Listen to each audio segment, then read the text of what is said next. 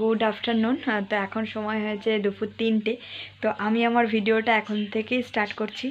তো আশা করি সবাই সুস্থ আছো, ভালো আছো, আমরাও ভালো আছি। তো ভালো আছি বলতে কি বলো তো, আমার মেয়ের আবার একটু ঠান্ডা লেগে গেছে, তো এই করেই আছি, তার মধ্যেও ভালো আছি। তো আগে সবাইকে জানিয়ে নিই কার্তিক পুজোর প্রীতি, শুভেচ্ছা ও ভালোবাসা। সবাই কার্তিক পুজো ভালোভাবে কাটাও। আর একটা কথা, যাদের নতুন বিয়ে হয়েছে তাদের ঘরে নিশ্চয়ই কার্তিক ঠাকুর পড়েছে, তো পুজো হবে। জানো তো আমার ঘরে কার্তিক নিয়ে বিশাল একটা ইতিহাস আছে, ঠিক আছে? তো সেটা তোমাদেরকে আমি বলবো। তো কি বলো তো, আমার যখন বিয়ের আমি আমার বরের সাথে তো আমার লাভ ম্যারেজ।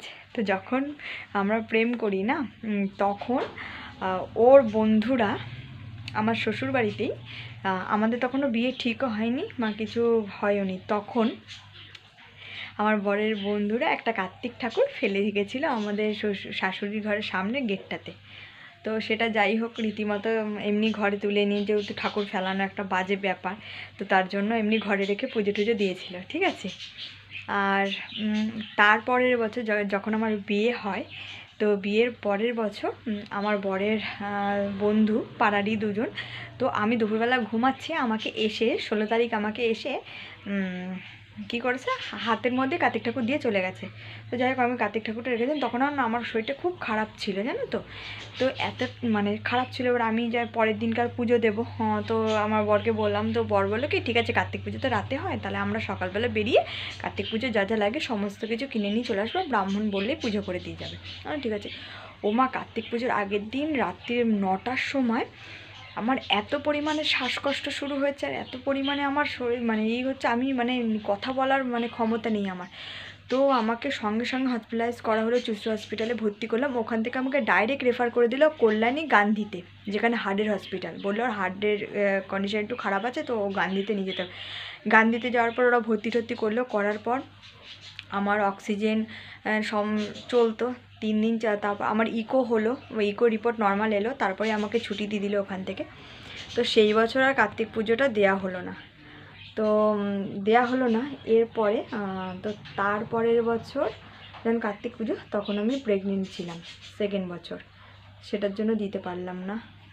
3rd বছর মানে এবছর ভাবলাম যে কার্তিক পুজো দেব, কিন্তু আমার মেয়ে তো খুবই ছোট, ঠিক আছে? তো তার জন্য আর এবছর আর দিলাম না। তো সামনের বছর দেওয়ার চেষ্টা করবই, কারণ সামনের বছর একেবারে উদযাপন দিয়ে দেবো, জানো তো। কারণ 3 বছর 4 বছর একবারেই হতে যাচ্ছে, তো তার জন্য দিয়ে দেবো একবারে, 4টে ঠাকুর এনে একবারে পুজো দিয়ে উদযাপন দিয়ে দেবো। তো এটা আপাতত ইচ্ছা আছে, জানি না কার্তিক কী করবে, ঠিক আছে? আর যাদের কি বলো তো নতুন বিয়ে হয়েছে, তাদের তো খুব একটা ইন্টারেস্টিং ব্যাপার, যে বন্ধুরা তো ফেলবেই বাড়িতে, আর পুজো হবে। তো কার্তিক পুজো মানে ছেলে, তো এক একজনে এত সুন্দর সুন্দর মানে লেখে গল্পগুলো, মা আমাকে ঘরে তোলো, কাকাদেরকে এটা খাওয়াবে সেটা খাওয়াবে, আমাদেরকেও লিখেছিল, জানো তো। তো ওই জন্যই বললাম। তো চলো, ঘরের অবস্থা দেখো, এদিকে জামা কাপড়, ওদিকে গিয়ে আমি গুছিয়ে গুছিয়ে, জানো তো, আর পারছি না। হ্যাঁ, এত পরিমাণে আমাকে গুছাতে হচ্ছে যে আমি পারছি না আর। মানে আমি এই গোছাচ্ছি, আমার মেয়ে খাটে যখনই বসছে তখনই এটা টেনে ওটা টেনে সর্বস্ব ফেলে দিচ্ছে। যেহেতু আমাকে হামা দিতে শিখে গেছে, মানে বুক ঠেটে একবারে স্পিডে উঠে যাচ্ছে, জানো তো। আর একটা দিকে আমার টেনশন হয়ে গেছে এখন, আমি মানে চার্জ দিতে হচ্ছে আমাকে, ফ্রিজের মাথায় তুলে দিচ্ছে ফোন, নাহলে ও কী করছে, ওটাকে টেনে জিভে দিয়ে দিচ্ছে। তো সুইচটা অনেক সময় তো মনে থাকে না, বলো, যে সুইচ বন্ধ করার কথা। তো এটা একটা বড় চিন্তা হয়ে গেছে, জানো তো। তো অন্য জায়গায় ভাবছি টিভির ওই যেখানে আছে সেখানেই চার্জে বসাবো, তো ওর জন্য। তো আজকে এগুলো এখনও গুছাবো সব। আর একটা কি, তোমার জেঠিমাদের ছাদে কিছু কিছু জামা কাপড় আছে, জানো তো, সেগুলোও আনবো। জেঠিমা মনে হয় নামিয়েছে। তো তোমাদেরকে জানো তো একটা জিনিস দেখানো হয়নি, চলো একটা জিনিস তোমাদেরকে দেখাই। তো জগদ্ধাত্রী পুজো, ভাসান বলছি কেন, জগদ্ধাত্রী পুজো দেখতে গেছিলাম। তো জগদ্ধাত্রী পুজোতে দেখতে ফেরার সময়, তো এই দেখো, এই হাতির এই কানপট্টিটা আমার মেয়ের জন্য কিনে নিয়ে এসেছি, ঠিক আছে? তো তা তোমাদেরকে সুখবর দেওয়ার আছে, কি বলো তো, সেটা হচ্ছে, জানো তো, আমার মেয়ের দাঁত বেরিয়েছে একটা।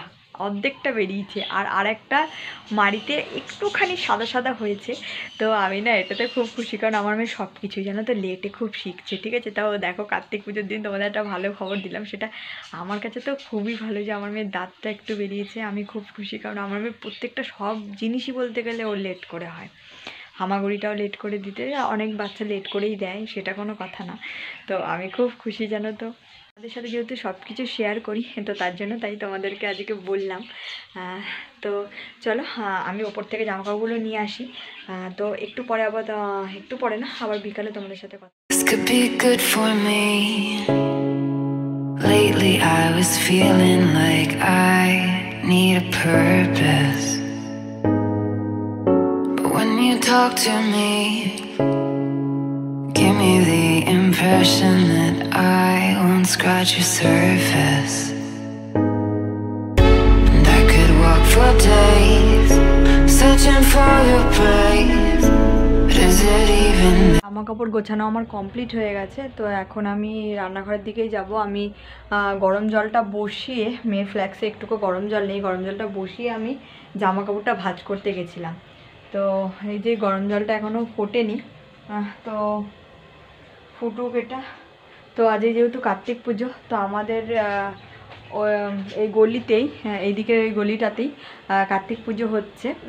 তো তার জন্য তখন জানো তো একটা বাচ্চা মানে বোম ফাটিয়েছে, আর আমি জল নিচ্ছিলাম বাইরে, আমি লাফ দিয়ে চমকে করেছি। আমি বললাম কি আমার গ্যাসে কিছু হলো নাকি, মানে যেহেতু আমার মানে এদিকে আমার খুব মানে বাজে জিনিসটা আমার এত ভয় লাগে, মানে কি বলবো, একবার ছোটোবেলায় আমার পা পুড়ে গেছিলো, তারপর থেকে বাজে জিনিসটা আমি খুব মানে দূরেই রাখি আমার থেকে।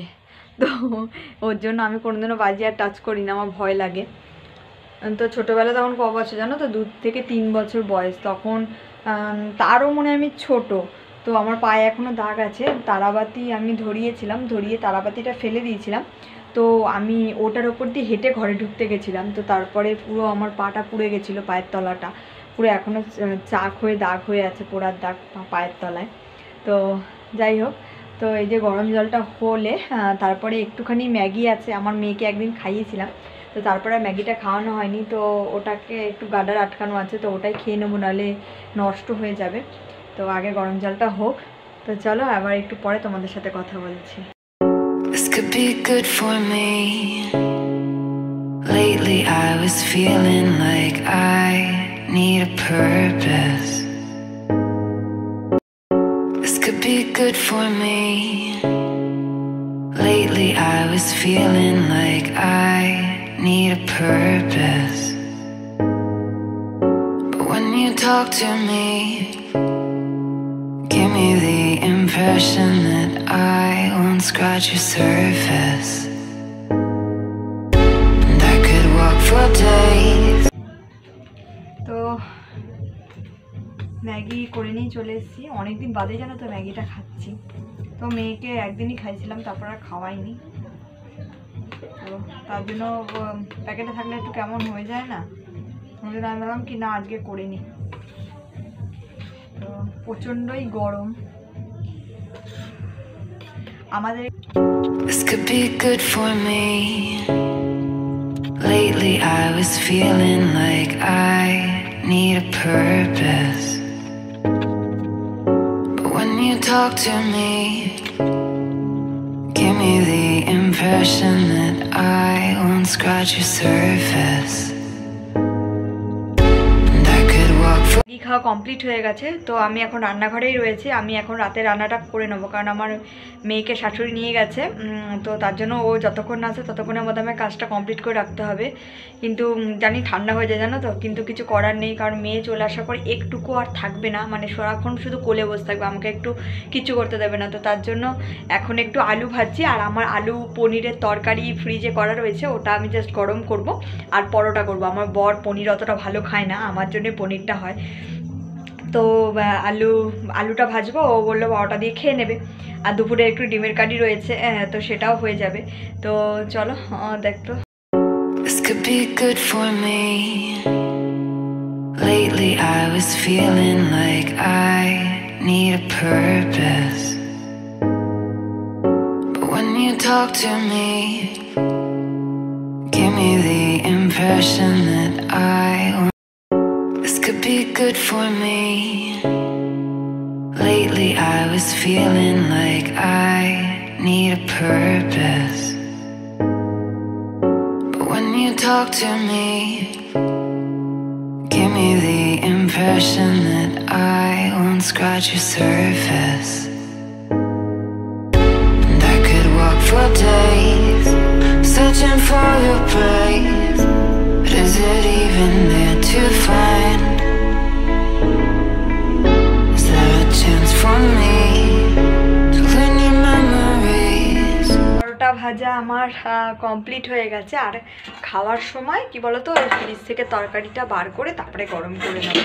এখন আর গরম করলাম না, যেহেতু শীতকাল, খাওয়ার সময় একদমই আবার ঠান্ডা হয়ে যাবে, তো তার জন্য। তো মেয়ে এসেছিলো, মেয়ে খেয়ে দিয়ে আবার একটা কাকা এসেছিলো, নিয়ে গেল, সামনের দিকটাতেই দাঁড়াবে। তো আজকের মতো ভিডিওটা আমি এখানেই এন্ড করছি। তো আমার ভিডিও যদি তোমাদের ভালো লাগে অবশ্যই লাইক, শেয়ার, কমেন্ট আর সাবস্ক্রাইব করতে কিন্তু ভুলো না। আর যারা নতুন ভিউয়ার্স তারা ঝটপট আমার চ্যানেলটা সাবস্ক্রাইব করে দিও, যাতে পাশে থাকা বেল বাটনটা প্রেস করে দিও, যাতে সবার আগে নোটিফিকেশান তোমাদের কাছে পৌঁছয়। তো টাটা, বাই, গুড নাইট। আবার তোমাদের সাথে একটা নতুন ভিডিও নিয়ে আমার